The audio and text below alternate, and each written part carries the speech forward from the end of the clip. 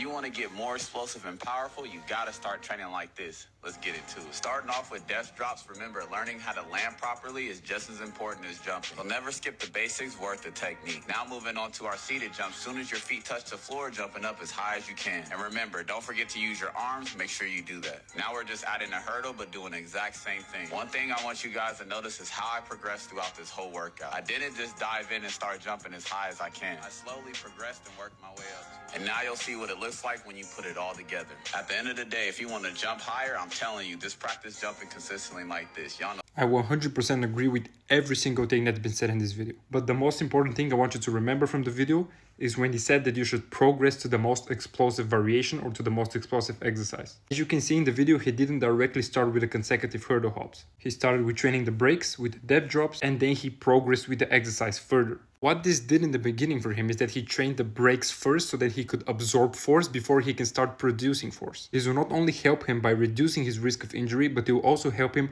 absorb more force with the next exercise and teach him proper technique for the next exercise. This doesn't only apply to this exercise in particular, it applies to every single exercise or every single workout. You should never start with the most exhausting, the most intensive, or the hardest exercise in any workout. I know you want to cut time, go to the gym, do the hard stuff and then go home, but it doesn't work like that. You're going to injure yourself. This also applies to your bench press, to your squat, to your trap bar deadlift, overhead press, whatever you're gonna do. It applies to every single exercise. And as you can see, he didn't do 3 or 4 sets with the lighter variations. He did only 1 set, 3 to 4 reps so that he can prep up the body. He didn't do 5 sets of 20 reps. For his main plyometric exercise or for his main exercise for this particular workout, he did 2 sets of 4 reps, which is great. But overall, this principle should be applied to every single workout and you should start every single workout like this.